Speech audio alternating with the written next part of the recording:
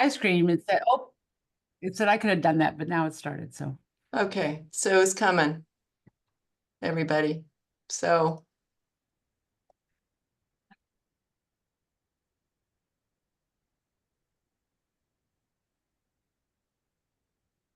okay. So let me get my little trusty thing here. All right.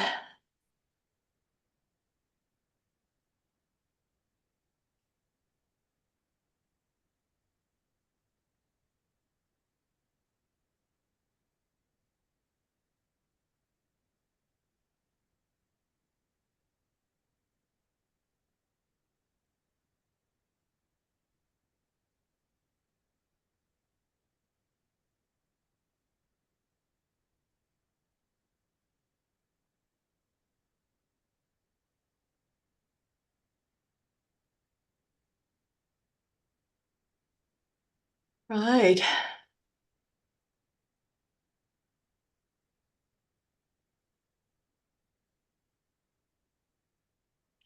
Let's wait for another minute to get more people in.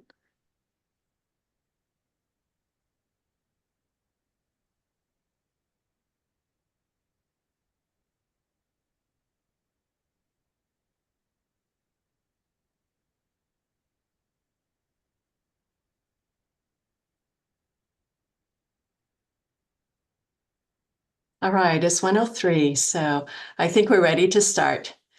Well, good afternoon, everyone. Dear friends of the California-Nevada Conference. My name is Mary Chang, Director of Leadership Development for the conference. I am delighted to welcome you to the Clergy Financial Wellness Seminar.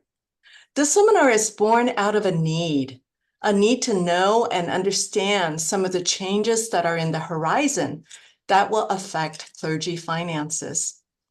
We build this webinar as Clergy Financial Wellness.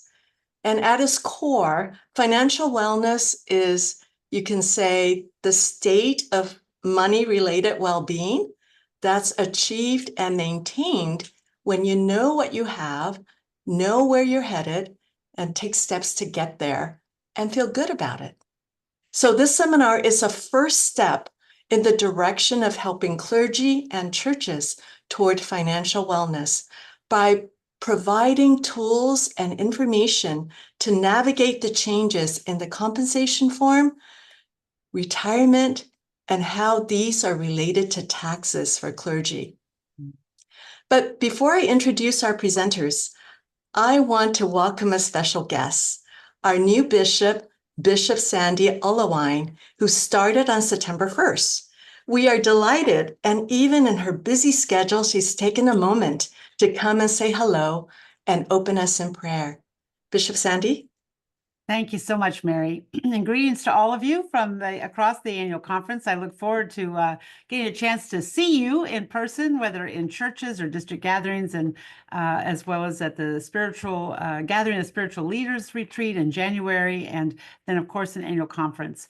I'm grateful for the ways in which people have welcomed me to the annual conference through your cards and notes and other amazing things that have appeared in my office. So thank you for your warm and hospitable welcome. And I'm really excited that the annual conference leadership is providing this workshop for the clergy and lay leaders of our annual conference. It's such an important piece of our work to make sure that we're supporting our clergy well, and that churches know how to do the forms, and that we are just kept informed so that we can live into a wholeness around who we are and how we operate in the world. And this financial piece is such a big part of that. So I really want to give thanks to all those who will be leading the workshop today.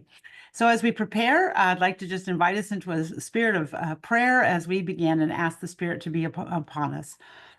Gracious and loving God, we give you thanks for this opportunity to gather together, for the gift of technology that allows us to come from our offices and homes, and in some places cars, and all these sort of places, so that we can gather together as a community to learn We give thanks for the leaders who've given of their time and their energy to prepare this really important information so that clergy and lay leaders are prepared and can make the plans that they need to adjust for their own financial and family well-being.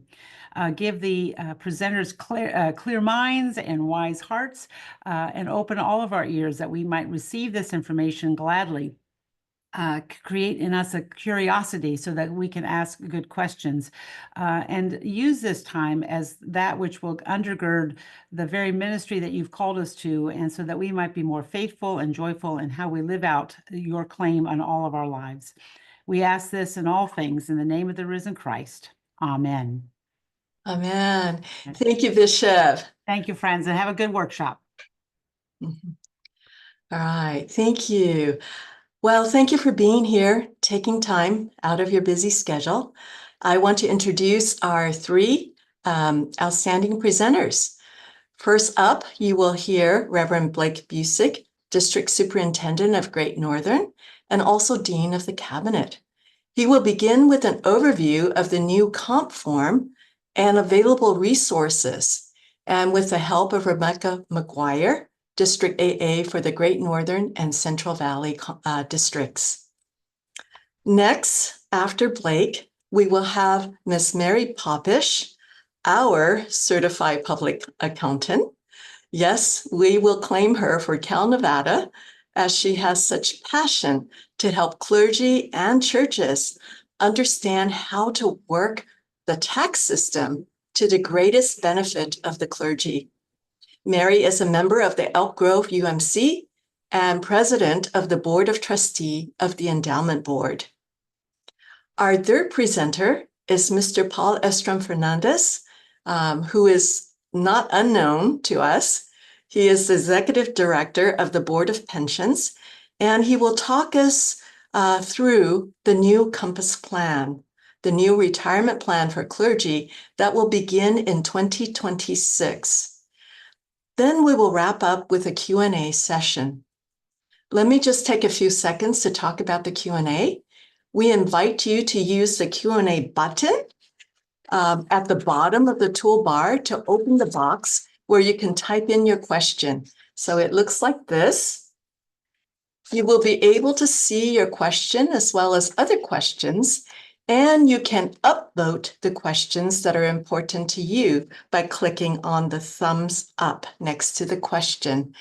Questions with the most thumbs up will come to the top of the list to be answered. A number of you have asked for closed captioning or transcription. We have enabled captions for this webinar, but you will have to click the CC button at the bottom of your screen to activate it. So there is quite a bit of information that will be shared, some of which you may know and some of which will be brand new. But don't worry if you don't catch everything. We are recording the session and we'll be sending the recording, the transcripts, and the PowerPoints to you after the session. And likely by next week, if not tomorrow, it will be to all of the people who register for these two sessions. We will have 2 5-minute health breaks at the top of the hour. And with this, I think this is all the announcements. But one more thing, I forgot to let you know that we have our behind the scenes people who are working the tech for us. So great big thanks to Rebecca McGuire, Robin Peterson, and Amanda Garcia. So thank you again, our tech people. So without much further ado, let us turn to DS Blake Busick, who will talk to us about the new compensation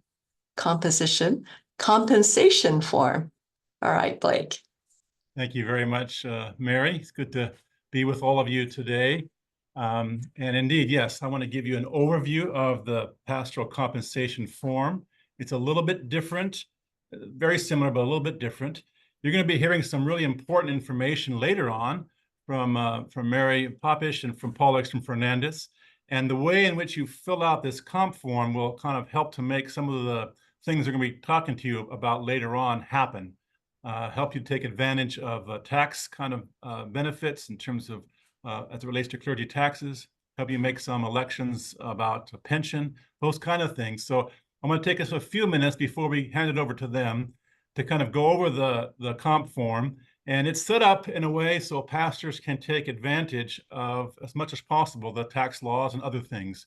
And also set up in a way which helps treasurers and those who are preparing W-2s to be able to prepare them accurately.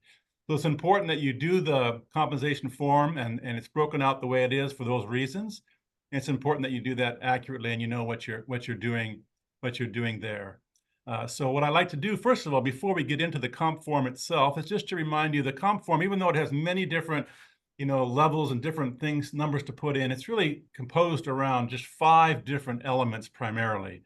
And so even without the comp form, if you're a staff parish relations committee person or finance person, and you want to get started on working on your pastor's compensation, you're going to be talking about these 5 areas. So if I'll have Rebecca kind of share her screen, we can just talk a little about those 5 areas, and then we'll talk about how they kind of fit on the compensation form. There's, of course, the basic salary, what you're going to be paying in terms of salary. Second, there's housing, whether the pastor is in a parsonage or they're getting a housing allowance and utilities.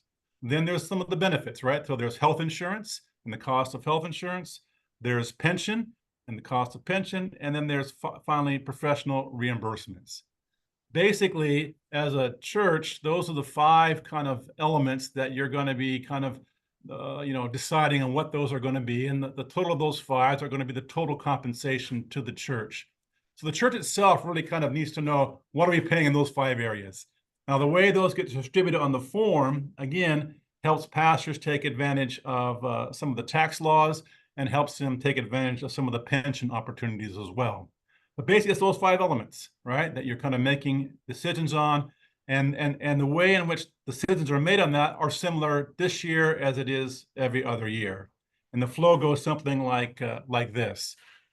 You start with the SPRC and the pastor beginning to talk about those 5 elements together. And then once they have some understanding of what those commitments are, it's the pastor who will input the compensation into the report. Now, that's a change. So if you don't hear anything else from me, hear just this. At previous years, it's the SPRC chair who entered these numbers onto the compensation form. Now, going forward, it's the pastor who will take that information and enter it onto the compensation form. There are reasons for that, which we can get into later, having to do with some of the elections the pastors will be making to take advantage of their housing tax breaks and take advantage of their pension. But the pastor will be filling out the form once the pastor and the staff parish committee kind of decided what the recommendations are going to be in terms of compensation. Then, of course, after that, the pastor can generate a report, and that report can be taken to finance, it can be taken to the church council, and ultimately taken to the church conference for approval. And then even a part of that, of course, you submit it to your district superintendent for the DSS approval as well. That's the same flow. The only difference is, again, the pastor will be entering the information on the form rather than the staff parish chair. Okay? So let's go to some of the resources that are here to help you navigate the form. There's some resources on our conference website. So as Rebecca, she's showing you there, you're going to the homepage of our conference website. You go under resources, and then you click Clergy Compensation Instructions. And there's a page there which will give you some help if you need it. There's a written instructions that you can click right there to find. And there's also video instructions that's divided into several sections about the compensation form. If you need help, you can do it there and find some videos there. Having said that, however, I want to stress that the form is designed for you to be able to go right on it, and the instructions that you need are also on the form itself. So these are backup resources. You don't necessarily need to go through all of them, but it might help you to do so since it's the first time. But the form itself is meant to be able to work through it with instructions on the form as well. So let's go ahead and then go to that form, and I'm going to have Rebecca stop, and I'm going to share my screen, and we'll just take a look at the new form, and I'll walk you through a little bit of it. and there we go. We're good there. So the form itself, again, it will be accessed through the pastor's people portal. And again, if you don't know how to do that, there's a video on those resources about how to do that. If you're really stuck, you want to call your district administrative assistant, who can get you onto your people portal, where you go there. And then what you're going to do, I think I should back up here. You go there and you're going to click on the compensation right here. And when you click on the compensation, what's going to come up are these buttons here. You're going to click Edit Compensation, and that's going to bring you to the form to be able to work on. Okay, so that's where we are. We're on that form, and there's just some basic information at the beginning that's self-explanatory about choosing your church and some person who's who. And then you're going to choose also what your status is, elder in full connection or whatever, how much time is this for, full-time, three-quarter time, half-time, quarter time. And then you get into that one section. So there's basically three sections, right? Cash salary, housing, and benefits. The benefits are divided into health and pension and reimbursables. But in the cash salary portion, I want to point out this part here. You're going to start with your previous total cash salary. This is important now, which is your previous cash salary minus any previous moving expense, individual health insurance amount, and other salary sources. Now, if you moved last year, or you have to purchase your own health insurance, or you're getting equitable comp or something like that, that number is in your old total here, right? So you want to back those things out because they're going to be added later on this form. Okay, so take a note of that instruction. It's the previous total cash salary minus these things if you have them. Most of you many of you don't have those things. It would be what that number is. So that's the previous total cash salary. You have a cost of living increase. Now, if you're at minimum compensation, which we'll check down here what that is. If you know you're at minimum compensation, rather than do the 2.6% increase, what you do is you go to the minimum compensation form schedule and you see what the minimum needs to be. And then you put the number here that gets you to that minimum. Okay, so you'll check that later on. So you either put the cost of living increase, or you're going to put a number here, which is going to make sure you're at the minimum once you get down further on the form. Okay, so there's other places to do merit increases and those kind of things. That's like it is normally. Then this button is new. Okay, so here, do you receive payments from other sources? So if you say yes and you click that, you'll see there are other sources that are here. A few churches receive equitable comp funding or missional fund funding. If you're a new church start, you may be getting some funding from district unions, or you may get some funding from our new church development fund. You may be getting some support from Hispanic Ministry Fund or something else. So if you're getting other salary support from other kinds of funding sources, you want to enter them here. Okay. Now, if you're not, of course, you just say no, and it doesn't even show up. Okay. But if you are, you enter them there, and then that'll add to your cash salary that amount. Right. So that's why you backed it out earlier. So it adds it here till you get your new cash salary. That number should be above the conference minimum. So if you click this one, you're going to see the conference minimum compensation list. Before you used to have to find it. Now it's just right here, and you can go to it as a link, and you can see if that number is above the minimum. Hopefully it's above the minimum, right? Hopefully you're doing better than that. And the minimum is a minimum, it's not a maximum, but you need to be above that minimum for your clergy that are serving you there. The minimum, by the way, the minimum compensation list is for full-time. You just simply, if you're at the pastor's three-quarter time, you just take 3/4 of that, or half-time, take half of that. It's just divided by whatever time the pastor is serving. Okay. Now, if you are, if you're in my district primarily, or other places in which the conference health plan is not available, right? There's not a Kaiser or a Sutter in your area, and you're purchasing. The pastor needs to purchase their own insurance. Then that amount is entered here, right? So if you're giving your pastor extra money to purchase his or her own health insurance, it's entered here, and that amount's going to be added to the total cash salary, right?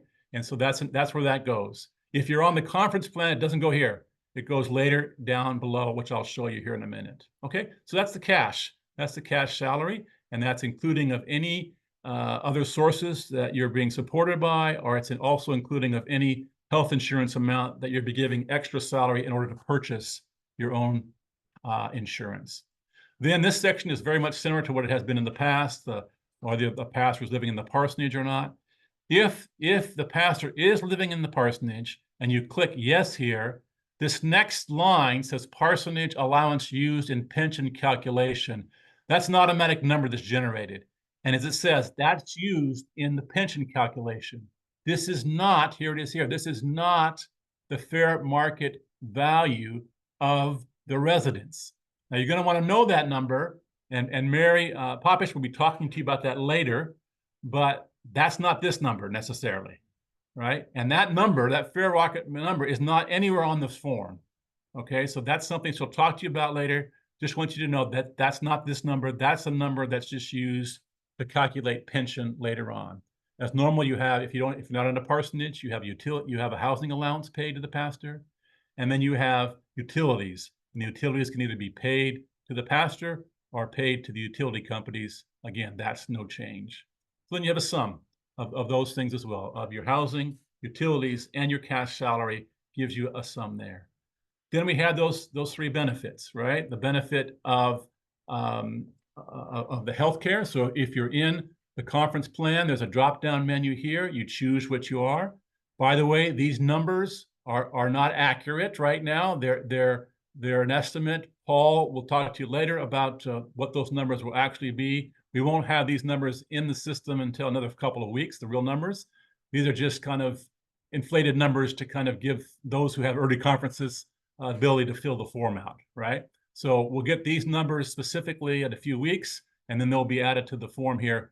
But that's where you're going to do that. If you're on the conference plan, you're at Kaiser or Sutter, you simply choose the drop-down menu, and it'll populate the fields there. There's a special one if you're a clergy couple that you would check yes, and you'll have a couple of questions to answer there as well. The other thing here is if your local church is in a health insurance group plan, there's a place to enter that here, and you would probably need some help with that. Most of us don't have this, but a few of us do. Most of us are either in the conference health plan or we're purchasing our own insurance, which would all be above. Okay. So then you have the next place here is the pension calculations. Those are done automatically. You just see the numbers there, and then you get to the total pension expense underneath those. It's broken up into the areas in which our pension is distributed, and then you have the total pension expense. You have a grand total. Then you have your accountable reimbursements.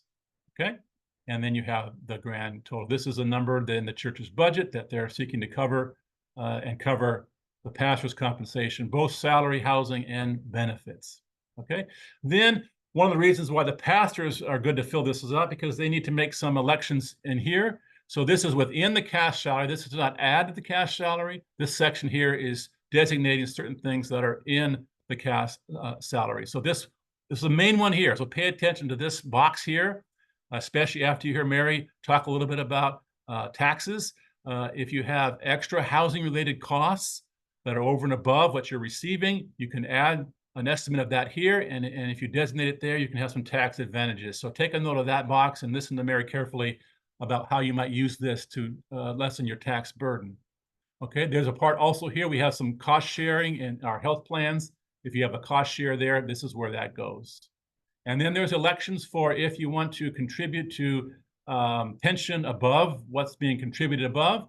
There's opportunities to contribute to the UMPIP accounts of each pastor, and that's where this would go. You would elect to do that either pre-tax in one way or another, or you do it after tax, and you also have a Roth option as well in the UMPIP amount. So that's where those would be indicated as well. Okay, then once you do that, what you want to do then is you want to then save it. First of all, make sure you don't lose anything, and then once you save it, you want to go back, and then you want to then hit the report button. And then the report button, you get a one-page summary of all those things, okay? And then that is what you'll use in order to share with other people, okay? I just hit the report with one that wasn't saved. So that's why it was blank there. So you save it, and then you go and you hit the report button, and that's what you can share with finance. That's what you can share with church council, and then maybe even with your church conference in order to do that. Okay. So that's the new comp form. Again, as you hear some information later today from both Mary and Paul, the way you indicate some of those selections and commitments and desires on this form will help you either to reduce your tax burden or to increase your pension options, but also to help your treasurer and for the treasurer to be able to be clear about what they're communicating on the W-2, or what they're paying you, and those kinds of things. So it's important that that form be used properly in that way. So that's the new comp form. Again, the big change is the pastor's filling it out. If you need help, there's resources on the conference page. And also, you can always reach out to your district administrative assistant to help you to be guided through that. Okay, I'm going to throw it now over to Mary Popish, who has some great information for you. And I know you're going to really get a lot out of this next segment of this webinar. Mary? Yeah, stop sharing, I guess. Yep, 1 second here. there. Okay. There we go. Welcome to all of you who are here today. I really appreciate the treasurers and the SPRC chairs who are here. Here's my phone. We always tell our people, be sure and turn off your phone. Excuse me, there. So I really appreciate those of you who are SPRC chairs or treasurers. I hope to be able to give you some information to help make sure that our clergy are receiving the right forms. Now, in California, it might be different in Nevada, but in California, it is very hard to be anything but an employee. Unless you have a separate business of your own whose sole purpose is doing whatever it is you're doing for the church, it is very difficult. So I would expect that all clergy, including claim and others, would receive a W-2. How that W-2 looks will be different for clergy versus those who are not eligible to do all of the requirements of the clergy. And I'll give you that definition in a little bit because it is a little bit different. It's a challenge. I will be honest with you, to do clergy taxes. Fortunately, there is some really good programs out there that do work. Some don't. So we'll see what we find. I will be honest with you. Most payroll services do not know how to treat our clergy correctly. I, through QuickBooks Online, every year have to file an amended or a corrected W-2C. So just be prepared for some of those challenges. I'm going to share with you.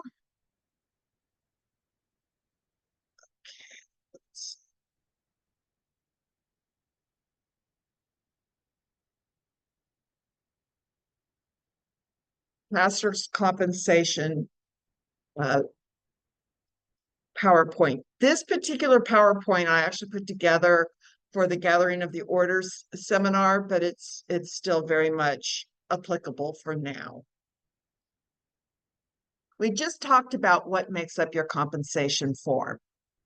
It's your cash salary, living increases, merit increases, moving expenses. That one we've had now for a couple of years. It was a tax change about 5 years ago. So instead of getting to deduct your moving expenses, you actually have to claim it as income if somebody else pays your moving expenses. That's a tough one because anything that's in cash salary is subject not only to income tax, but subject to Social Security tax. Now, within your cash salary, we talked about this. This is where things are in different places of the new forms, but they are there. Under the old form, and I'm using that because this year's W-2s will be coming from the old form. You have line 6, which is what you as a clergy want to contribute to your pension, your future pension receipts. This is not for the Roth contributions. It is only for the post-tax contributions or pre-tax contributions. We encourage to put at least 1% under the rules, but you can always go more than that, and more is better if at all possible. Also, there's additional housing related costs, and this is an item that we were alluding to earlier. So you are in a parsonage, so you're like, I don't need any additional housing related costs. Well, do you need to buy any furniture? Do you want to upgrade your internet? Do you want to have a security that the church doesn't want to pay for? Do you have telephone costs, including cell phone costs, that can't be that are attributable to personal use, not church use? Do you have cleaning supplies that you buy and use for cleaning the parsonage or your personal residence? Do you buy rental insurance to protect your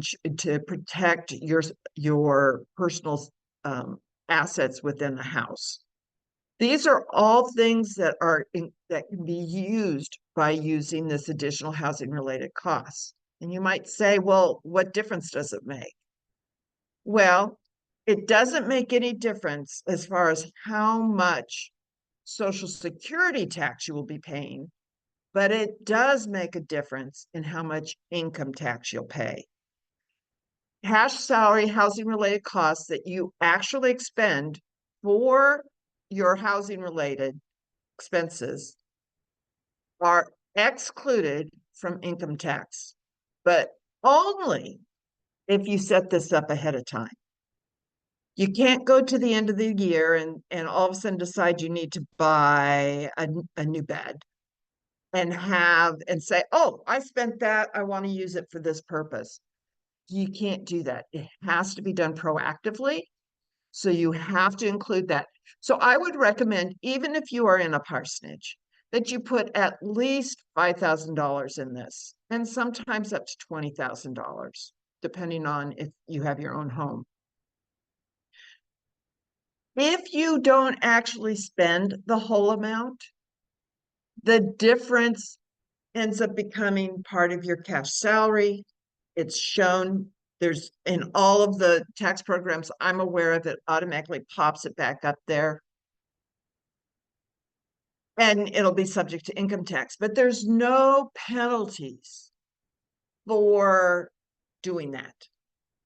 The only penalty is if you don't put anything here and you spend the money and you end up having to have that money taxed for income tax purposes. So that is a really helpful thing. Later on, I'll actually show you a W-2 where that item goes on your W-2. The next, and Paul will talk more about this too, but the cash salary designated for healthcare cafeteria plans, Section 125 plans. There's a form on the Board of Pensions website that needs to be filled out by each church, adopted, so that the cost sharing amount that you are required to pay, depending on if you are an individual, couple, or family, and in the conference plan, is deducted from your cash salary. Therefore, it's not subject to income tax or Social Security tax. But that number does not go anywhere on your W-2. I've had a lot of people, and I know that's how many of those payroll programs work, is that they show it as a W on the W-2 in box 12. If you do that, it's saying it's an HSA, which is a health savings account, which are allowed for federal purposes, but California ignores it, and that money will be added back for California income tax purposes. So you really, really do not want to have a W in box 12 unless you're outside of the conference plan, and perhaps through your church or through something else you've taken on a high deductible plan, in which case you would need a health reimbursement or a health savings account to go along with that. That's a different rule than if you are in the conference plan. Now, the next section is you're living in the parsonage or are you in church provided housing? That doesn't change. If the answer was yes, you're living in a parsonage, it's part of it is included as they showed for calculating your pension amount. But how do you determine what the value of that parsonage is? You have to pay Social Security taxes on the fair market rental of that house, that parsonage. That can be a really tough situation because you're trying to figure out how much it's worth. If you're in a small area, you could get away with probably $12,000 a year. But if you're in the Bay Area, you all know that you're lucky if your fair market rent would be $5,000. So that's a really tricky situation. I actually go on Zillow, look up the fair rental value of a property, and then I discount it. And I discount it anywhere from 10 to 20%. Reason for that is oftentimes our parsonages aren't kept up as nicely as they could. You don't necessarily have much control over your parsonage, as far as if you have to have meetings there, church trustees to come in and look at it, whatever those things might be. So I think it's valid to decrease it by that amount, but you really need to start with the fair rental value, and that can be very tough. Then you have, and now of course, if you don't have a parsonage, then you're paying either the rent for the pastor or paying the pastor a set amount of money to cover what it would be to rent a place or what their mortgages are. And that would go there. Utilities are paid either for the pastor or to the pastor. I'll be honest with you on that one, it gets tricky because you actually have to be paying cash to the pastor to cover that. Yet most payroll programs will add that into salary when it comes to the W-2. That's why I end up doing an amended W-2. And then you have your total church compensation.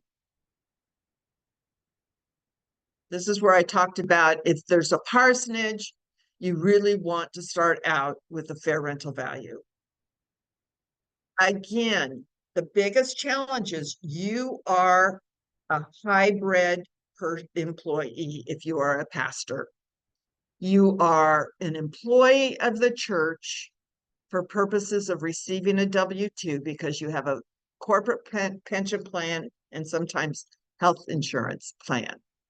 But you are self-employed for the purposes of paying self-employment tax, which is Social Security and Medicare.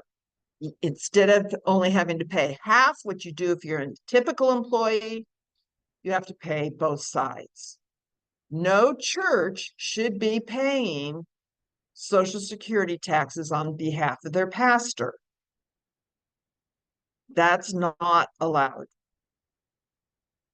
You can help your pastor out by withholding taxes for them. That would help them in that they wouldn't have to pay estimates, quarterly estimates, or have a big tax bill with possible penalties and interest at the end of the year. It would require you sending in those funds using a 941 plan or for the feds, and also for EDD for the estate if you pay into theirs. But those are amounts that are withheld from the pastor's cash salary in order to help them pay their taxes. And I guarantee you that that is helpful to your pastor if you're able to do that for them. We talked about the health insurance premium plan, the pension and benefit expenses, which are calculated on a separate worksheet. Again, don't forget that the numbers that are in the comp forms for next year are not the correct insurance premiums. Those will be put in the next couple of weeks. Now, the accountable reimbursement for professional expenses.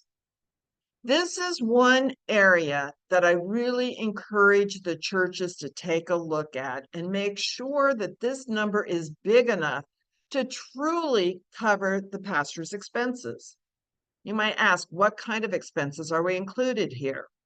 Well, they're going to the gathering of the orders in January, attending annual conference every summer, including if you're going from a distance, the hotel expenses, parking, mileage. Mileage currently is at 67 cents a mile. And this would be from any miles that the pastor utilizes for any time he goes from the church to somewhere else. So he comes to the church, he or she, and they're working, and they need to go visit someone at the hospital. That mileage from the church to the hospital is eligible to be reimbursed at 67 cents a mile. Or they go and visit church family. Those are all eligible for this reimbursement. Laptops are eligible. Part of the cost of the cell phone that the clergy has. Internet, the work portion of the internet, if they have a tendency to work from home, especially during COVID, they all needed to work from home. So these are all things that can be included in professional expenses. If you aren't putting enough money, if your pastor spends more money than what's here, they are allowed to take the expense on Form 2106, but it only reduces the amount subject to Social Security tax because we no longer have miscellaneous itemized deductions. And that is where it would go in the itemized deduction form. So because we don't have those were outlawed or taken out a few years ago. The only use of professional expenses is to reduce your Social Security tax, your SECA. Those are interchangeable terms. Now, let's say you are already getting minimum compensation. You have $1,000 more of reimbursable expenses than what your church is reimbursing you for. And they say, we've got $1,000 that we would like to increase your overall by. I would put it here. Because by putting it here, it is not taxable to the clergy, and they are truly getting reimbursed for all of their expenses that relate to the church. And I know pastors out there, you're looking at your churches, their budgets are really, really tight. So you're the one that's buying the paper. You're the one that's taking care of those things. If you are not passing that through to the church, you are not doing the church a favor. Because the next pastor at that church may not be able to afford to absorb those expenses. So please make sure that all the expenses that relate to the church are showing up at the church so that the people of the church can be cognizant of their true expenses, the true cost of maintaining that church. We're all guilty on this one. I am too. It's so easy to just go buy something I need for the church and not submit the bill. And that makes it very hard for the church if something happened to me and the next treasurer couldn't do that. So for your W-2, your box 1 is your taxable compensation, which using the old forms is box 5, less the amount on line 6, which is withheld from your salary and forwarded to Westpac, less the amount on line 7, which is the amount that we are showing as additional housing related expenses, less the amount on line 8, which is your share of your health insurance premium.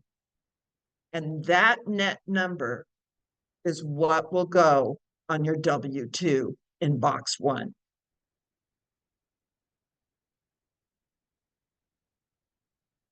Box 2 and 17 are used for federal and state taxes withheld. So if you're able to do that for your clergy, that is where that'll go.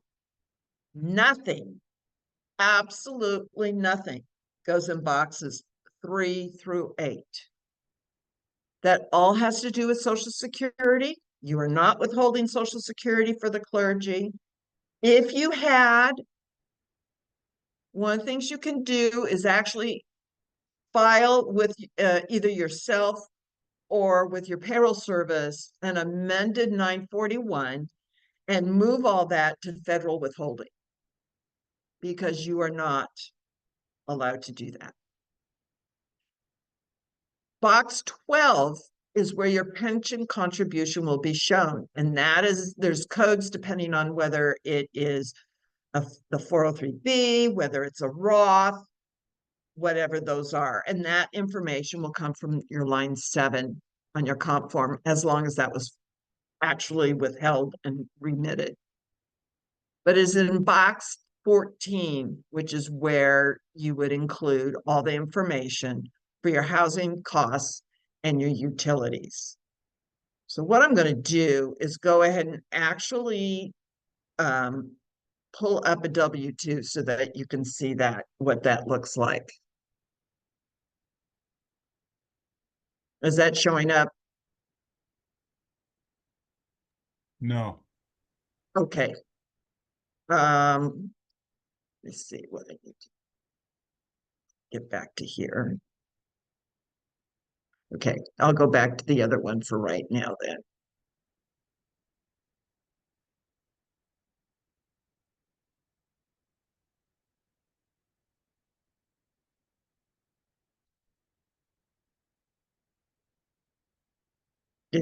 Didn't get them all put up ahead of time, so there we go.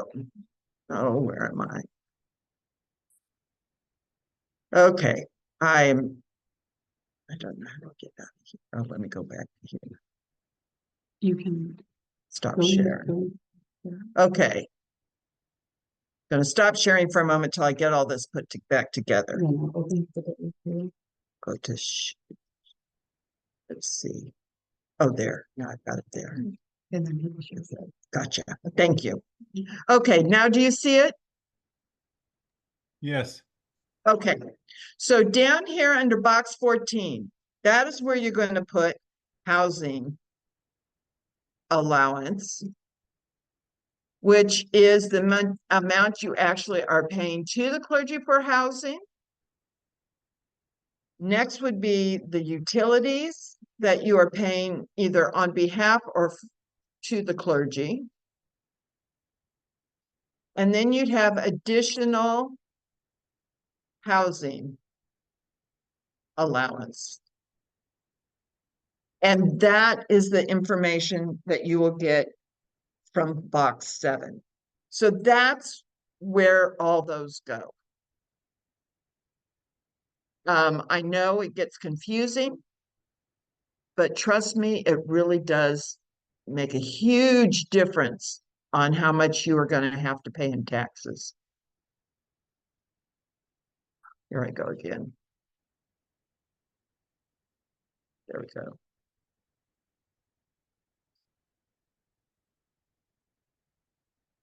All right. Okay, I'm not very good at this kind of thing.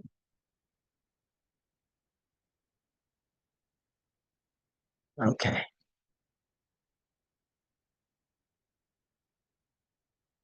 So housing allowance.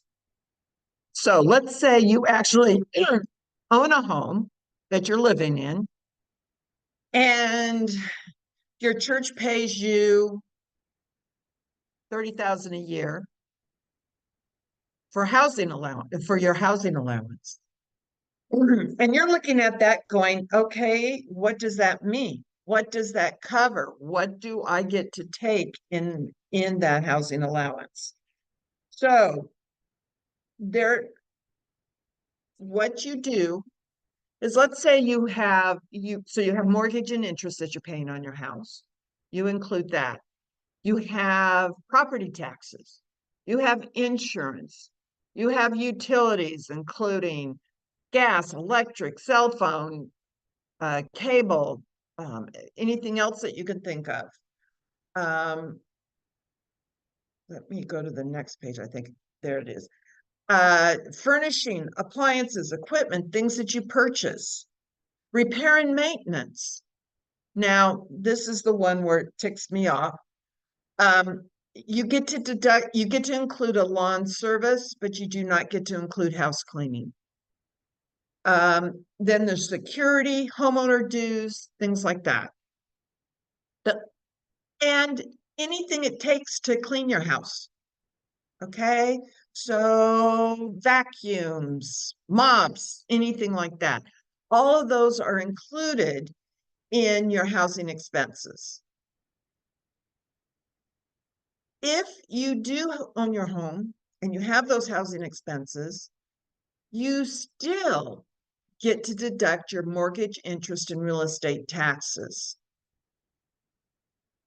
It's one of the few places you actually get to almost double dip. You get to reduce your money that's due for income tax purposes, but you still get to deduct these if you can itemize, which under the new rules, fewer and fewer people are able to itemize, but if you can, that's available. But you still have to pay the 15.3% SECA tax.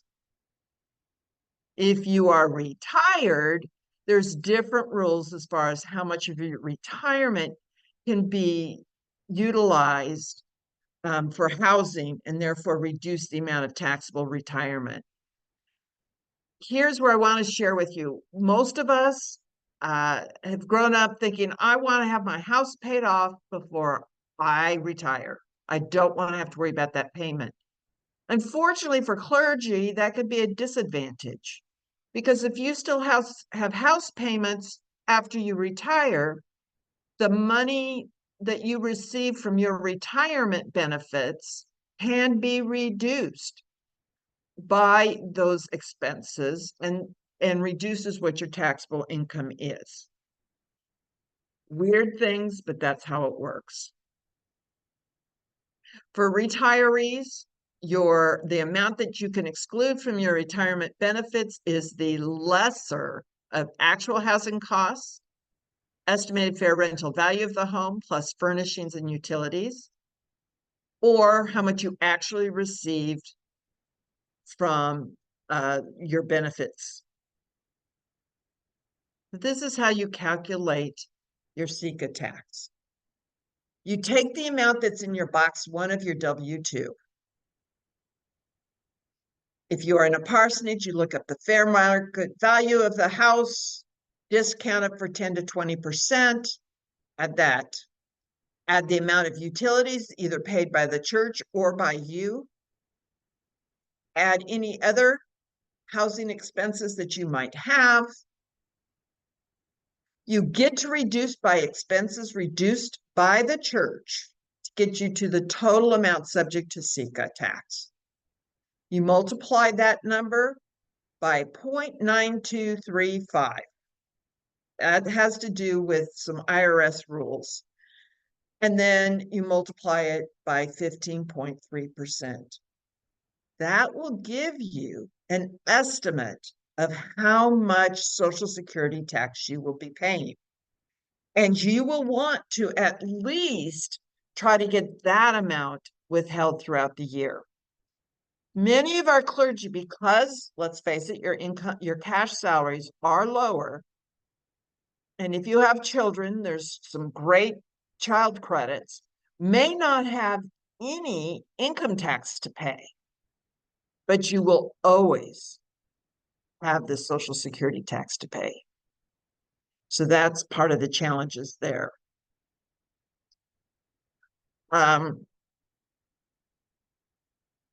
Let me get off of the share right now.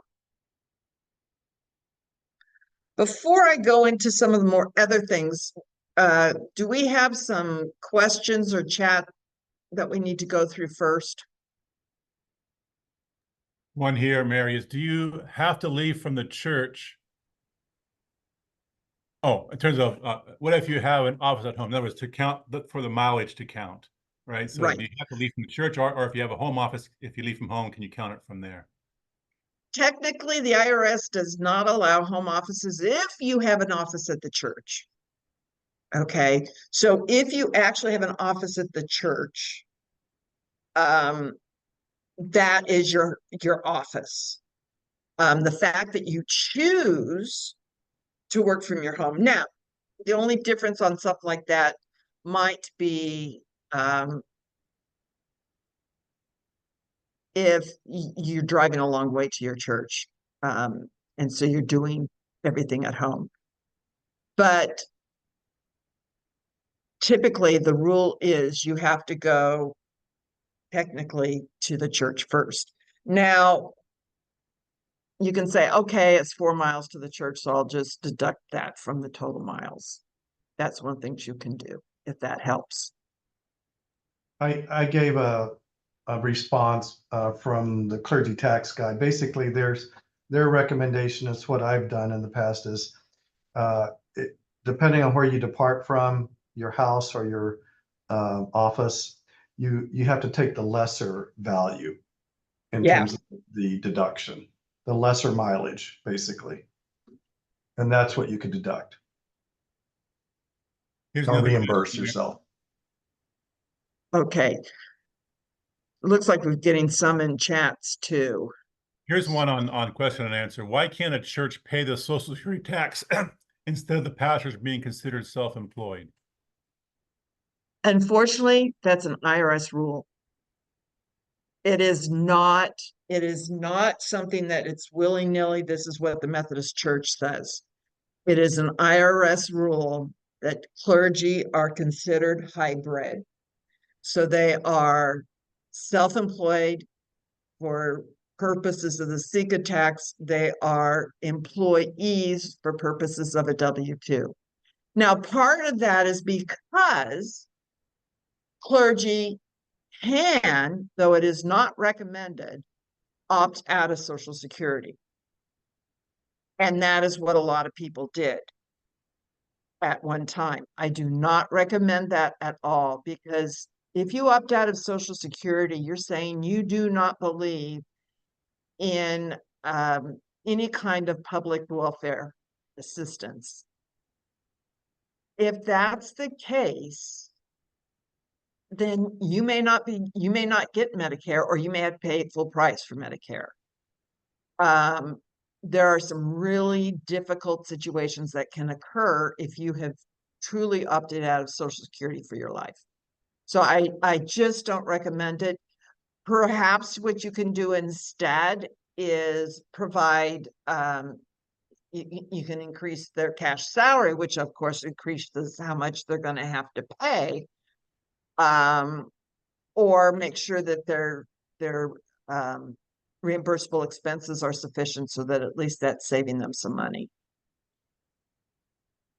You have a comment, Mary, on this. This is in the chat. Rob says he just posting the opinion from clergyfinance.com. Every church should assume at least 50% of its pastor's Social Security burden by providing a Social Security allowance to him or her. Do you have a comment on that advice? They can, but it's just going to increase their cash salary. It has to be included as cash salary. It can't be, oh, I'm going to do that on my own. You have to include it as cash salary, which then increases how much Social Security tax they'll be paying. I'm sure they'd appreciate getting a larger cash salary to help pay for that, but it does, and it would be subject to income tax. Here's another one in chat. We have several retired pastors who come back to lead a church. If they are receiving a pension and also a housing allowance, how do they calculate what to deduct? Okay. On that one, I would say for church purposes, I would apply, one, you want to make sure they have plenty of reimbursable expenses, that number's big enough. I would apply it virtually all to housing allowance. And then any additional housing expenses above what the churches paying them would then be able to reduce their pension taxable amount. The reason I say that is you want to reduce how much is subject to SE tax. Here's one in the question and answers. What about a clergy couple living in a parsonage? Does each put half the value on their taxes? Yes. Yes. Or if it's a clergy couple that's living in a rental, each would put half the value on each of their taxes. It might get a little, for them to calculate their SE tax. It gets a little complicated but they're going to be filing jointly anyway, typically, especially in California. So it will only affect how much Social Security taxes each gets allocated. Here's one in chat. What is the impact on the SECA and other taxes when your cash salary is $12,000 or less? It does make a difference. Cash salary is cash salary, and it's subject to SECA tax and income tax.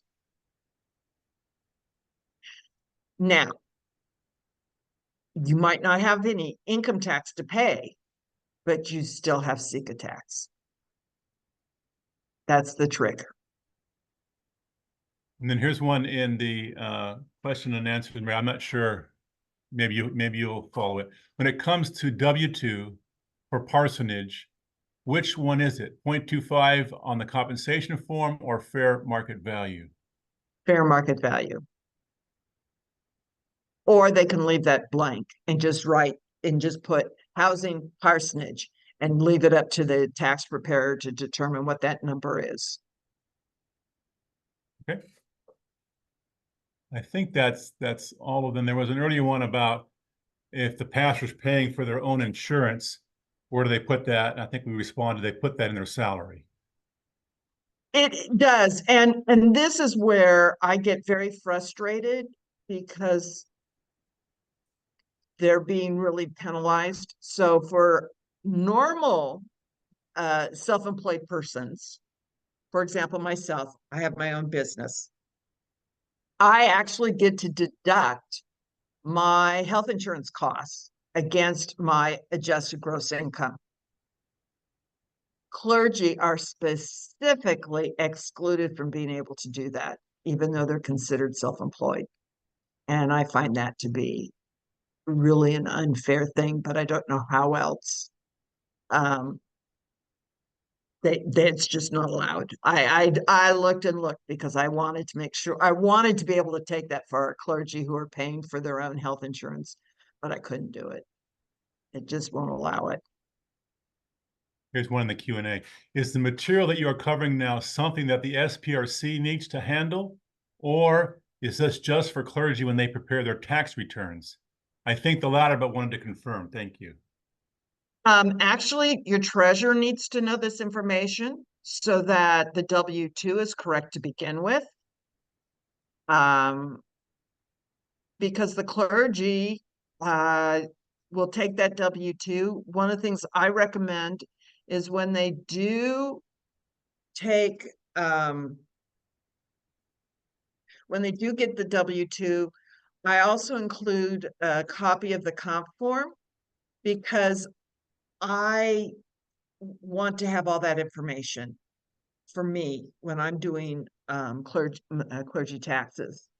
I always calculate it myself to see if the W-2 looks what like I'm expecting, and I'll call the church if it doesn't. And oftentimes it'll be because of an act, maybe they got a financial gift that went through the church or something like that. So there was a valid reason why the numbers were different and that the numbers in the W-2 were correct. But sometimes our volunteers who are doing treasures aren't familiar with this stuff. It took me years to become more and more familiar, and it was mainly because I started picking up more and more clergy taxes. So it's not, if your treasurers are really frustrated and feel very confused by what this looks like, they're not alone. We had one submitted, by the way, Mary, before the seminar, for the webinar, and it was asking about when a pastor receives monetary gifts as love gifts, honoraria, how's that to be handled for taxation purposes? Okay, so if you receive that, you are supposed to show it. It shows up as other income. Now, if you had expenses relating to that, specifically that hadn't been reimbursed from the church, you can take those against it. If it's significant enough, you could actually be filing a Schedule C for those items. But that's it does have to show. It's honorariums. If you're receiving, and it sounds awful, but if you're receiving money for doing funerals, weddings, baptisms, church, going to someone's home, any of those things are actually considered wages or part of your wages. It doesn't go through your W-2, but you are responsible for actually showing that as income on your tax return. A couple. I'm just talking on the IRS side. Have a couple of more here. One from the chat. My bookkeeper wanted me to fill out a new W-2. I'm unsure how to fill it out. I can't honestly say exempt by the IRS instructions on the form, but I always thought the church didn't pay federal or state income taxes for me. Okay. It's not a W-2 she wants filled out. It's a W-4. Those new W-4s are totally obnoxious. I have a hard time with them. What we've done is just say, okay, I want you to withhold X dollars. So if you go and calculate what your Social Security tax might be, divided by the number of pay periods you're going to have for the year, and ask your bookkeeper to withhold that money. Put it in a letter form, sign it so that they can go ahead and do the withholding if the church is willing to do that. Now, some churches have no other employees, so they're not required to file other 941 forms, so they might be hesitant to do withholding. In that case, make sure you get your 1040 ES forms and pay your estimated taxes on a quarterly basis. And then in the Q&A, when discussing 125 plans, you mentioned a form the church is supposed to approve and or file. Could you explain, and what is the form? Okay, Paul might share a little bit more about that. Paul, do you want to take that one? Sure, 1 second here. So I just put in the chat, well, actually in the answer, you would want to go and fill out what's called a premium only plan document. And this is for folks that are enrolled in our conference plan, they have a participant cost share. So it's $1,000 for a single, $1,500 for a couple, $1,700 for a family. When the church withholds that money from a pastor's salary or compensation, the church is supposed to have completed what's called a premium only plan sponsor agreement. We have the documentation on our website. I just posted it to that answered question. You can go there. All you need to do is plug in the church's name and the document, have it adopted by the charge conference. At the same time, the pastor needs to fill out a form, basically instructing the church that they're okay with excluding or deducting, that's the better word to say, from their salary, a portion of that $1,000 on a monthly basis. So if they're paying $1,000 a year, they would have $83 and some change deducted from their paycheck on a monthly basis. And it's all filed only at the church. You do not need to submit it to the Internal Revenue Service, but you have it in the event that an audit takes place. Well, I see for now, Mary. Now, there's a raised hand, by the way. Oh, sorry. What's she raising her? What is it?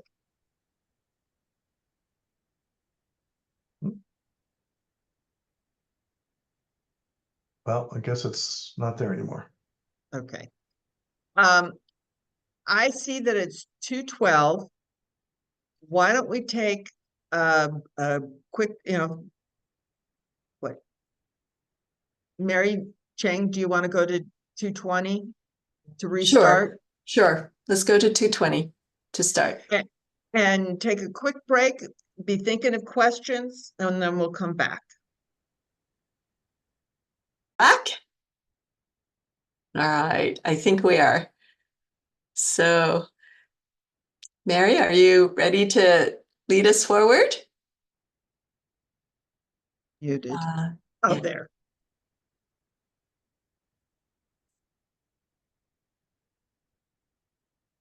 Okay, back from our quick break. Hopefully all of you had chance to stretch, get those muscles moving after this long time. And I want to share with you a couple of this is my CPA hat a little bit that I've been put on. First of all, thank you for being here. As I said earlier, be sure and put in your questions in the Q&A so that we can answer any you might have. It's confusing, but I know you can do it. One of the things I want to share with you, because I'm sure your church is just like ours, in that there's a lot of folks at your church who are 70 and a half or older. And I will get this to the conference center so we can put this up somewhere, but there is an opportunity for those folks to do something that is huge for the church and at the same time saves them money. And that is called a qualified charitable distribution from their IRA. What it takes is them going to their IRA account holder and say, I want to give X dollars to this church. Well, or this, actually any charitable entity. The money has to go directly from that account to the charity. It can count as part of your required minimum distribution. But because it goes directly like that, it is not taxable income to you. So you'll get a 1099-R that says you withdrew $10,000. But because all of that went directly to a church, you get to show taxable amount 0 with the code QCD next to it. A lot of people still are not familiar with these. And it is the greatest way for any of our seniors who are over 70 and a half who happen to have IRAs. It is the best way for them to give. It allows them to give and reduce their income. Most of them aren't going to be itemizing, so they're not going to be able to take it on the back end. By reducing their adjusted gross income.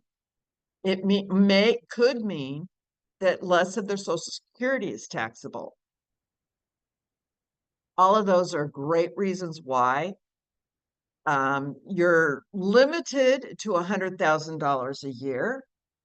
I think I'd probably fall off a chair if something like that came into our church, but it's a tax benefit that I don't see going away anytime soon.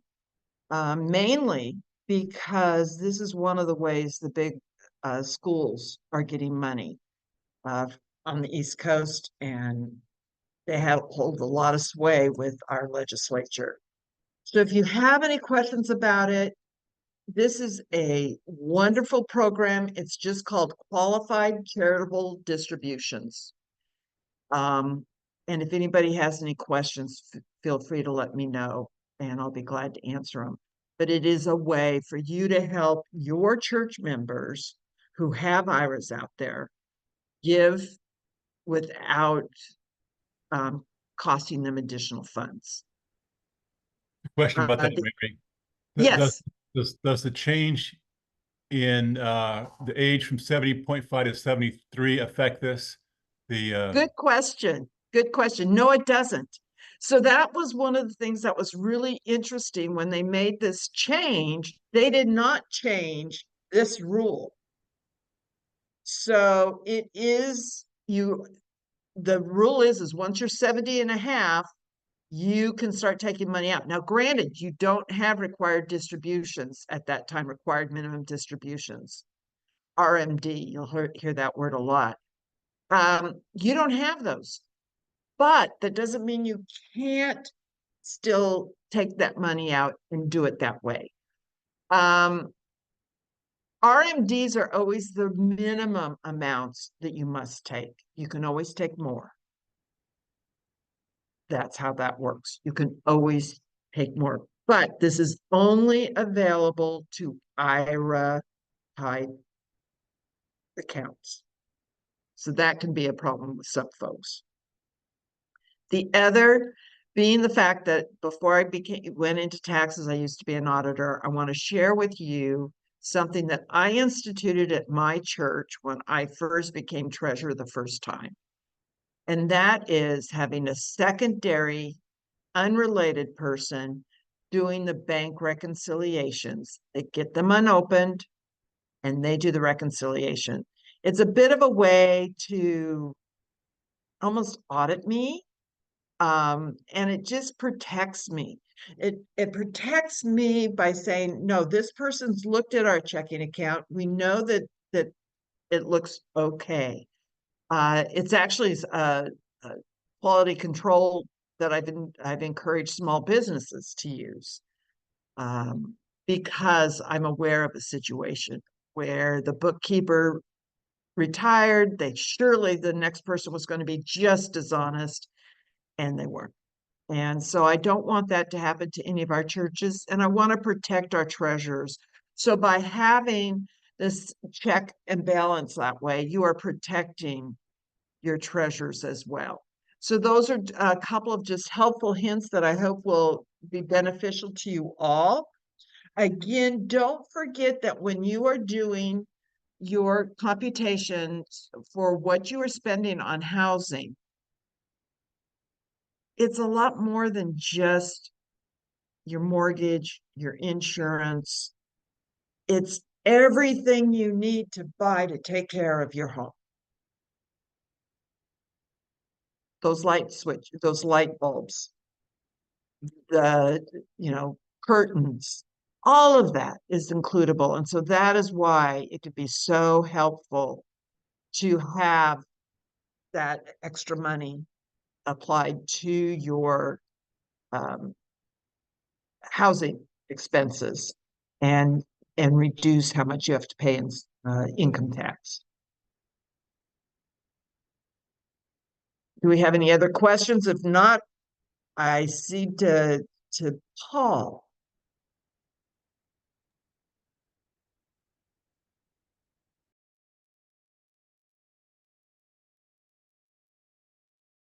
Good afternoon, everybody.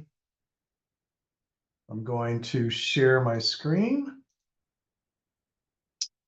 We're going to talk a little bit about what's called the Compass Plan. The Compass Plan replaces the Clergy Retirement Security Program, which is our existing pension plan, and that goes into effect January 1st, 2026. This is really going to be a very high-level general conversation. We're not going to get into the weeds about the new plan design other than some basic concepts, but there are a number of issues related to implementation that still need to be worked out. The Conference Board of Pensions is going to be working on that, along with WestPath, our General Board of Pensions agency, in terms of some of the details related to rolling out Compass. And again, that goes effective 1/1/2026. Well, all right, there we go. Anyway, my name is Paul Estrum-Fernandez. I'm the Executive Officer for the Board of Pensions. And again, we'll be talking briefly about Compass. I'll also talk a little bit at the very end of the presentation about what to expect in terms of health insurance increases for 2025 and answer any other questions that you may have as a result of that. So why are we talking about a new pension plan? Well, a couple of things that have impacted the current pension plan, the current thinking by the General Church about the current pension plan, and two things. One is the U.S. Church has been shrinking. Many of you know that through disaffiliations and church closures over the course of the last year and a half or so, we've lost close to 10,000 churches in the denomination. And there's a lot of concern about the pressure that will put on a future church in terms of liabilities related to continuing retirement claims in the future. Pension plans like ours, have what we call long tails. It can take, we can be with someone 60 to 70 years. And so there's concern about long-term liability. So the new plan, again, goes into effect 2026. The current plan goes into legacy status effective December 31st, 2025. We're attempting to continue to honor our longstanding commitment to providing an income stream through retirement. The new plan has some features that we think will be helpful to folks in that regard. So what doesn't change? Well, active clergy, you're going to continue to receive any benefits that you've already earned by participating either in the pre-82 plan, that's literally pension money that was earned prior to 1982, the MPP plan, which is the Ministerial Pension Plan, that was in effect from 1982 through 2006, and then the current plan, CRSP. All of those plans will continue to remain intact. And at the time of retirement, distributions will be made to you based on the rules in effect at the time of retirement. Retired clergy, there is no impact to you. No changes are going to be seen by retired clergy. What you're receiving now will continue into the future. Likewise, eligibility for the new plan, the Compass plan, will not change. We'll continue to enroll people. Right now, we enroll people that are half-time and above in our pension plan. Under Compass, we will continue to enroll people half-time and above into the Compass plan. So why did General Conference approve Compass? There are really 5 basic issues. One was around sustainability and affordability. And that's really in terms of what the church could afford. Then we're also concerned about the adequacy of the plan. Is it going to produce enough money for participants in the future? Is it equitable? And also there was a value of flexibility, and I'll speak a little bit more about that in a bit. So what's different? Well, the current plan is a traditional pension plan, meaning it's a defined benefit. We guarantee that we're going to pay a participant at the time of retirement a certain amount of money based on a formula. There's also a small, what we would call account-based element to it. but it's still primarily a pension, a guaranteed benefit. The new Compass plan is only account-based. What does that mean? It's similar to what people would normally call a 401k plan. In our case, it's a 403b plan. So it's a account balance of money. And at the time of retirement, we would make distributions from that account to you in the form of retirement income. The benefit to the church is that it means that there are no funding obligations on the part of the church after retirement. Obviously, that means all of the liability and risk goes over to the participant, no longer to the church. One benefit, and that's not a benefit to clergy, but one benefit to clergy and to participants is that whatever remains in that account at the time of death would continue on to your surviving spouse or beneficiaries. With a traditional pension plan, whatever quote unquote would remain in the account that would be supporting that pension or annuity upon your death and your spouse's death, it ceases. It does not continue on to your beneficiaries. So what does this plan look like? So this is the plan design in a nutshell. There are three basic components to it.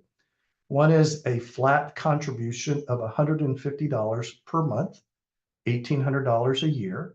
That would be billed to the church. The other is we would bill the church 3% of plan compensation. What is plan compensation? Plan compensation is your cash salary plus utilities plus a housing value. The big difference is under the new plan, if you're in a parsonage, we take your cash salary plus your utilities and multiply that by 35%. Currently, plan compensation is derived by adding cash salary and your utilities allowance and multiplying it by 25%. So the Compass plan is increasing the parsonage value by 10%. If you're receiving a housing allowance, well, then that's the value. There's no increase or decrease. It's just whatever that value is. So that amount, that plan compensation amount, let's say it's $70,000 a year. We multiply that by 3%. So at $70,000, 3% is $2,100. And that in turn is also billed to the church. So the $1,800 plus the $2,100. And then finally, there's a matching contribution. And that matching contribution is up to 4% for the church employer. So if myself as a participant, as a clergy participant, contributes 4% of my cash salary, or of my plan compensation actually. So in this case, let's take that $70,000 amount and we multiply that by 4%. That's $2,800. The church will also be billed $2,800. So the church bill then is the $2,800 plus the $2,100 plus the $1,800. Okay, and that becomes the church bill. The pastor, of course, would have to contribute 4%. Right now, the requirement for meeting the match that we have for the current plan is only 1%. So what does that look like? I have some examples here.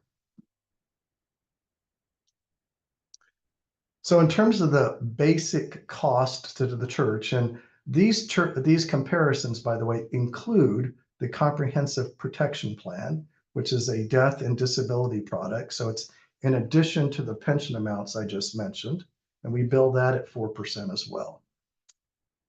So currently, somebody on minimum compensation for 2024 is making a little over $50,000 a year. If you add around $5,000 for utilities, you get a parsonage value at 25%. The overall cost or plan compensation for that particular pastor is approximately $69,904, close to $70K. The current pension plan bill, this is what we bill out to churches from my office, is $11,854. Under the new Compass plan, the minimum comp is not going to change, but the big change is the parsonage value. And you can see that the in this comparison, $69,904 goes up to $75,496. And again, this is only for pension billing purposes. Okay, so same minimum comp, same utilities allowance, just a larger amount for the parsonage value. However, because of the way that the billing is structured, the new pension bill is only going to be $10,105. And again, this is based on 2024 compensation numbers. 2026, when we actually launch this, there will be different minimum comp numbers, different salary numbers. So this is only looking at it today. And again, these numbers include the comprehensive protection plan premium as well. So what does this mean for pastors, clergy serving in appointments receiving a pension benefit? So right now, under the current plan, clergy are encouraged to contribute at least 1% of their planned compensation. So again, if they're at minimum comp, living in a parsonage, getting close to $70,000 a year, that 1% is almost $700 a year. Okay. Under the new plan design, in order to qualify for the full 4% match, based on a $75,496 compensation value, the contribution is $3,020. That's a $2,300 increase from the current baseline minimum comp. We recognize that that is a fairly significant jump for clergy, and the Board of Pensions is going to be looking at ways that we might be able to support, especially clergy at the lower end of the pay scale. There's a question here, do we have to choose or will it automatically switch to Compass in 2026 since I am a full-time clergy person? Effective January 1st, 2026, the old plan goes away. Again, it remains in legacy status, but the new plan goes into effect. You don't have a choice. So anyway, UMPIP will not disappear. It will continue to be a part of the conference, the pension plan. So what does this also look like in terms of potential income in the future? What I'm about to show you are just very rough projections based on a 40-year horizon. So I just want to let you know that. So under the current pension plan, let's project out 40 years. 2064 is when you retire. Under the current plan, if you were contributing 4% to your UMPIP account, you could expect to have approximately from United Methodist pension sources about $114,000, okay, in annual income. This is not including Social Security or any other investment income that you might have. If you only were to contribute 1%, which is the current, you could say, minimum standard for clergy, you could expect to have roughly $91,000 in income from pension sources, United Methodist pension sources. And if you contributed 0% of your planned compensation for that 40 years, you could expect to receive roughly $76,000 in projected income. Again, 2064. How does that compare against the new Compass plan? Well, under the new Compass plan, if you contribute 4%, you could expect to see about $110,000 a year beginning in 2064. However, if you only contribute 1%, you're looking at $61,000. And even worse, if you contribute 0, you're looking at $44,000 a year.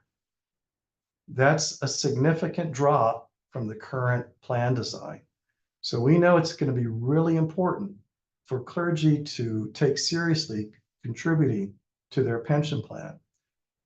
We also recognize that there are some serious questions around salary equity, and especially supporting clergy that are at minimum comp, that have perhaps multiple family members that they're supporting. You know, how do we all make that work? And again, Board of Pensions is going to be looking very closely at how we can make some adjustments to provide equity across the board. So I'm going to sort of shift gears a little bit right now and talk about the power of savings. This morning, I picked up some breakfast and I actually went to Starbucks. And you know that Starbucks right now, it's like $5 for just a cup of coffee. It's pretty amazing, $5. And I do know some people that go pretty much every day. I do not, but they go every day to Starbucks to get their coffee. And if you think about it, what does that mean? How much are they spending? Well, in 1 year, I'm sorry, you're spending about $1,800 a year on coffee at Starbucks.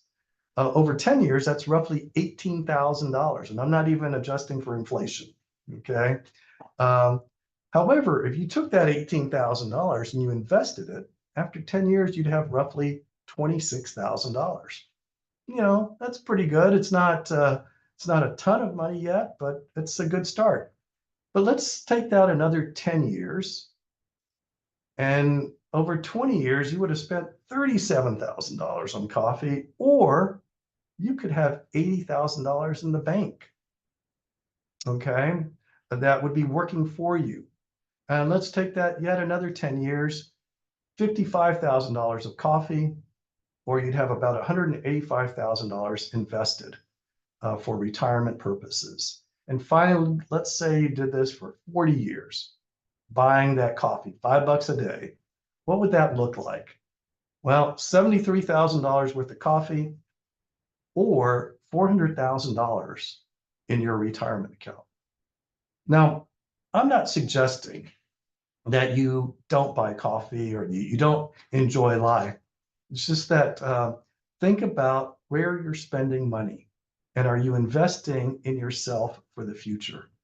You could talk about this as the compound interest question, or the time value of money question, or what's my return on investment? And it's something that will be that you will need to look at more carefully, especially with the new plan, because it's going to require more investment on your part in order for you to have a secure financial future, both for yourself in retirement as well as for your family. Again, we'll walk with you in terms of coming up with some strategies to help you think through how you might set aside money to accomplish greater financial security over your lifetime. So there was a question about automatic features, I believe. And so let me tell you a little bit about that. In general, there will be automatic enrollment in Compass. So you're automatically going to be enrolled. There's not going to be anything you're going to need to do per se to get enrolled in it. We're going to do that for you. And you're going to be enrolled at a 4% contribution rate. Okay. You can opt out of that, however. Even though we'll do automatic enrollment, if you say, we can't do this, I cannot do this right now, we can make that adjustment downward if that's what you need. The other is that there's going to be an automatic escalation feature. And so on the anniversary of your enrollment, the amount that you're contributing, the percentage, so we start at 4%, will go up 1 percentage point a year. We will cap it at some point. Don't know yet what that cap number will be, but that is the auto escalation feature of the Compass plan. Again, more information will come over the next several months, well before we actually roll out Compass January 1st, 2026. Another feature of the Compass plan is, let's say you have significant clergy debt. Student debt, that is. Let me answer this first question, and I'll come back to the student debt load. What if you're already contributing much more than 4%? Then whatever you're contributing, if it's say 10%, 12%, whatever that is, that's what you will get automatically enrolled in, okay? We won't drop you down to 4%. We'll just maintain your current contribution rate, okay? Anyway, back to student debt. Some of you are carrying student debt loads. And because of that, may have difficulty paying that 4% contribution to your UMPIP plan. There is going to be a feature with Compass that we will use basically a person's self-certification that they are paying debt for a student loan. And let's say, again, using the $70,000 compensation scenario, you're getting $70,000. That means your contribution would need to be $2,800 to receive the 4% match. Let's say you're paying $500 a month in student debt load, $6,000 a year. Well, that $6,000 is more than the $2,800, the 4%. And so therefore qualifies you to receive the church's match of $2,800 or 4%. Now let's say you're only contributing $1,000 in terms of student debt load. Well, it would only then qualify you for a $1,000 match in that case. But any debt load that you have would go against whatever your matched amount would be. So we can talk a little bit more about that for those of you that have specific questions related to the matching student loan option. I already talked about the parsonage value increase. Again, it's going from 25% to 35%. Even here in California and Nevada, that's probably still on the low side, but it's still a helpful increase to recognize the increasing cost related to housing. Finally, let me talk a little bit about, how are we going to work with you in terms of this transition to retirement status. So there are 3 new features to WestPass distribution, retirement distribution for your UMPIP account. One is called Life Stage Retirement Income, or LSRI. And what WestPath is doing is that they're basically looking at the value of your account, looking at your age, looking at whether you have a spouse, and then they come up with a value that they say they can safely pay you on an annual basis with annual adjustments based on, again, market activity. Okay. There's also another option, and we're going to talk about this in a second, but I'll talk about it now, is that the ministerial pension plan that some of you have, there's a new option for you to essentially convert all of the money you have in that account into a UMPIP account. So you no longer would have to annuitize exactly 65% of it, which is the current rule. Rather, you could actually distribute the whole 100% of the value of that account into your UMPIP account, and take lifetime distributions from that. There's a couple of rules related to that we'll get to momentarily. The other is that LSRI, or the Life Stage Retirement Income Plan, also has a Social Security bridge feature. What it does is it allows you to essentially hold off on drawing on your Social Security until age 70. Remember, from the time that you reach full retirement age to age 70, the value of your Social Security increases 8% per year, approximately. So that's about a 32% increase. And it's something that some folks feel is worth waiting to get to age 70 to get that increase. There's a bridge feature using your UMPIP account to sort of help fill in the gap over those 3 to 4 years. And finally, there's a new product that WestPath has called a Qualified Longevity Annuity Contract. It's called QLAC, and that is a annuity plan. It goes into effect at age 80. It offers a survivor benefit at 70% of the value. It's a traditional annuity in that it's a static amount. So whatever product amount you buy, it stays at that amount from age 80 until your death, and then of course until the death of your surviving spouse, if you have a surviving spouse.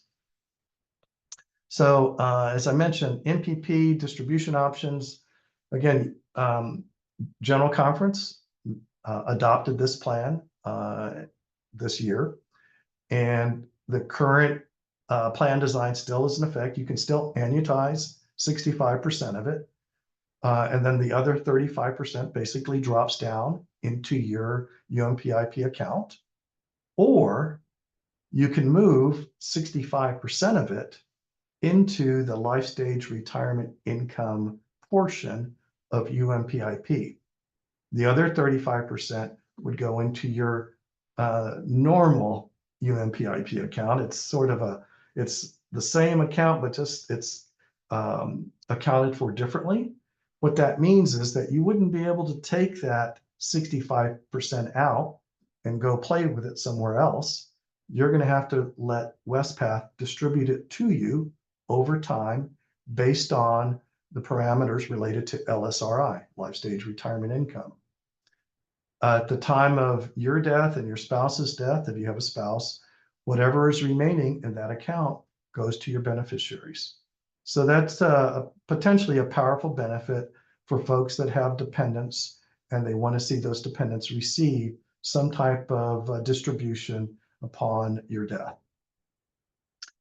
That pretty much covers my conversation around Compass. Again, very general, and let's see, there's a couple of questions here. Let me read them. In Compass, UMPIP and clergy contributions are separate ones, or are they similar? They're the same. So when I make a contribution to Compass, it's going to be billed much in the same way. Well, it's going to be billed a little bit different, but it will go into your UMPIP account. All right. So that 4%, 5%, 6%, whatever you're contributing will still show up in your UMPIP account. And we're just using that as a measure as to what the church's match will be. Again, the maximum match on the part of the church, the employer, is 4%. So as long as you're contributing at least 4%, the church will contribute 4% into your account, right? If you're contributing less than 4%, well, you'll get a lesser matching amount from the church employer. Let's see, in reality,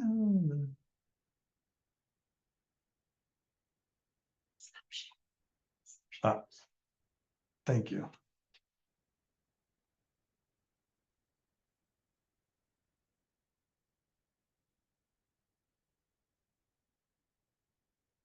They want me to stop sharing, and I did. Okay.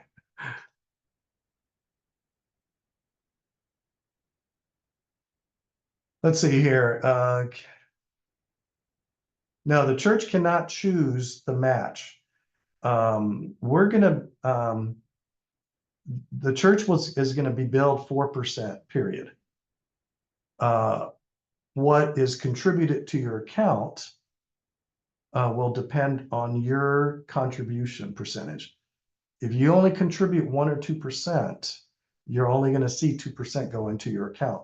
We'll still most likely bill the church 4%. Now, I'm saying that without having fully vetted all of the features and all of the billing issues that are in place. But the current thinking, at least by other colleagues in the denomination, is billing the full 4% match. So the church is required to pay that. Let's see, the new option for the 65%. Yes, so it sounds pretty much the same as the annuitizing option we have now. Is the only difference that dependents can inherit any remainder in the new option. And that's essentially true. However, it gives you more flexibility in terms of the actual payout. But you're right, you don't have direct control over that amount. Now, I will say this, that feature may change in the not too distant future. In terms of the 65% match, the 65%. In other words, it may be that Westpath will loosen up that rule and say that, yes, you can take out that money and use it as you please, okay? At this point, however, it has to be managed by LSRI. I wouldn't be surprised if in the next few years that restriction is removed. That was not clear. Even if the pastor contributes 2%, the church still has to pay 4%. Yeah, that's again something that's an open question at the moment. The current thinking, as I said, among colleagues across the denomination, is to bill the 4%. Some conferences are going to say they're only going to bill whatever the pastor is contributing. The challenge here is going to be accuracy of reporting and timeliness of reporting. Right now, churches sometimes are very late in reporting to us income changes. And so that, again, this is one of those issues that we're going to have to think through. Do you expect that churches' apportionments for pension will go up or down with the new? Well, again, there is no apportionment for pension. This is direct bill. My expectation is that there will be a reduction for most churches. I did not show, however, a comparison of higher income churches or higher income pastors. And in some cases, those churches may see an increase from what they're currently paying. All right. It's only a couple of cases, but if you're at the higher end of the income scale, you actually could see a bump up in cost. So who pays the 3% of plan contribution? So again, there are three components to the new pension bill. There's the flat contribution of $1,800 a year, and that's going to go up 2% a year. Okay, that's by design. So that $1,800 is going to be billed to the church. 3% of plan compensation is also going to be billed to the church. And assuming the pastor, and then another 4%, assuming the pastor is making a 4% contribution, will also be billed to the church. So essentially 7% of compensation plus $1,800 is going to be billed to your church.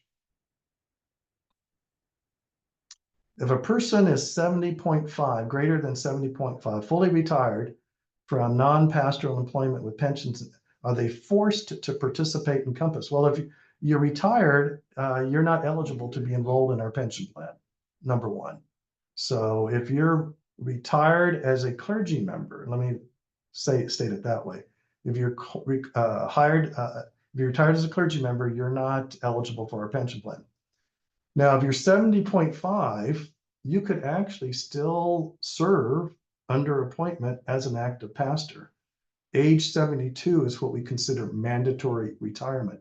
So somebody 71 years of age would still be eligible to be enrolled in our plan. Even somebody 72, just that they have to retire in the year that they turn 72. Okay.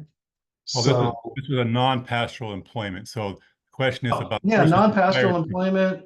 Retired from something else is now going into clergy. Is now a clergy, new clergy at 70. Well, and are they? So this person's retired from another field, is getting retirement from another career, and is now a local pastor serving a church. So if they're a full-time local pastor, yeah, we would enroll them. Absolutely. That's by rule. If they're a part-time local pastor, however, they can opt out. But if it's full-time, by rule, we have to enroll them. And they're appointed. If they're assigned, no. If they're appointed, yes. Is that Right. That may not make sense, but those are the rules. So it's really about, is the person under an appointed relationship, or are they assigned? Are they full-time? Are they less than full-time? Are they a member of the annual conference? Meaning, are they a clergy member of the annual conference, or are they not? So if they're a less than full-time local pastor, they can opt in or out. Correct.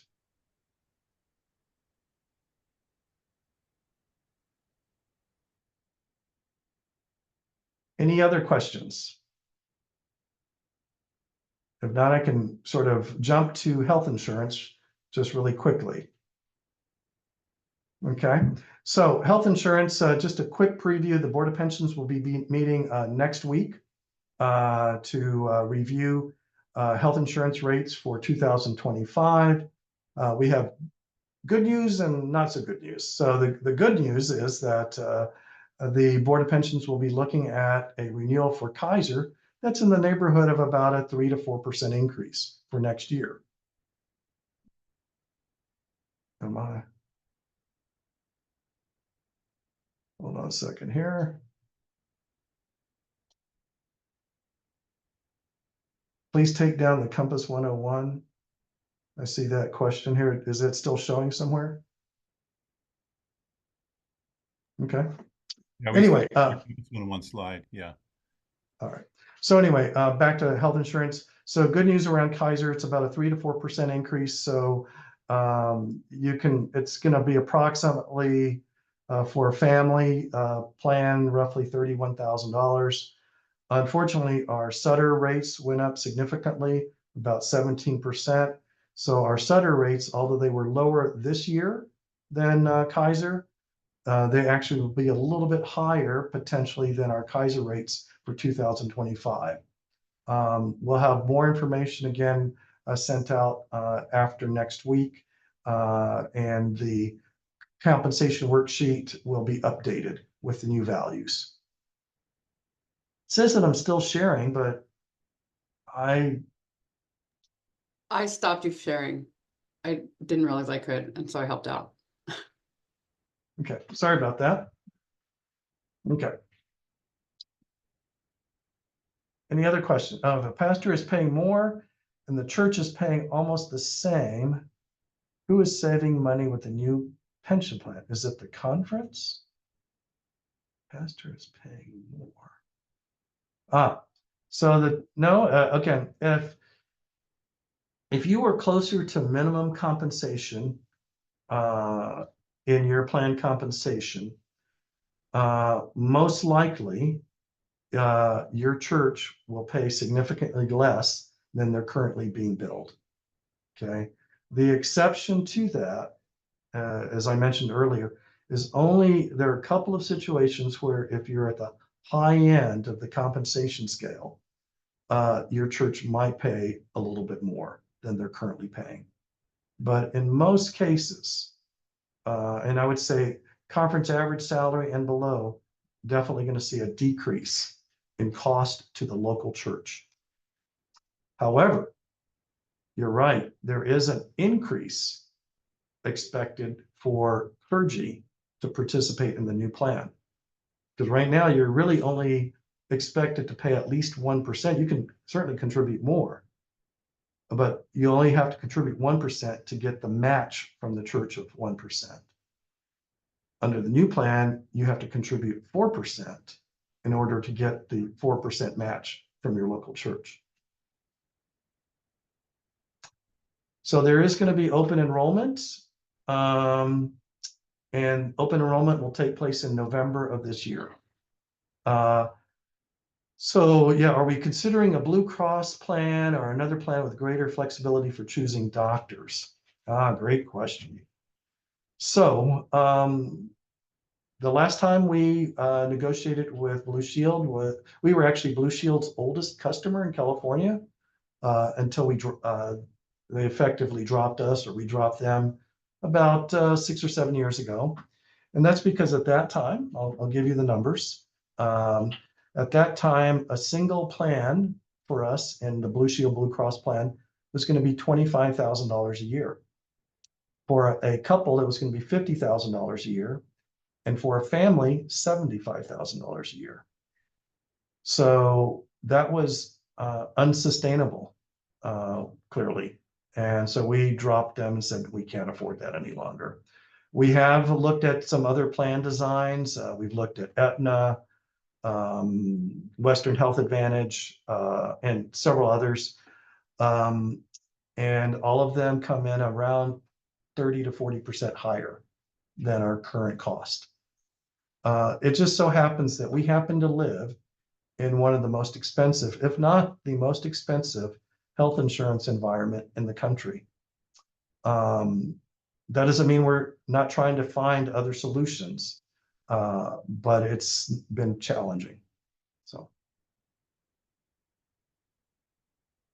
see, any other questions? I would say give me a call if you have any other specific questions about either Compass, health insurance, pension plans. And as I said, we will be walking with you along the way in terms of figuring out how we implement Compass effectively, as well as how do we prepare people, especially clergy, for that 4% match. So give me a call. You've got my number. Thanks.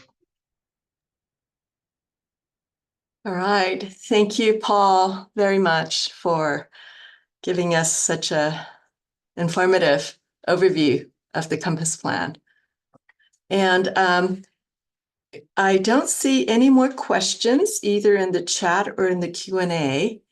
And so I want to take this moment to thank all of our presenters, our DS Blake Busick, our wonderful CPA, Mary Popish, and our executive director of our pension, Mr. Paul Estrum-Fernandez.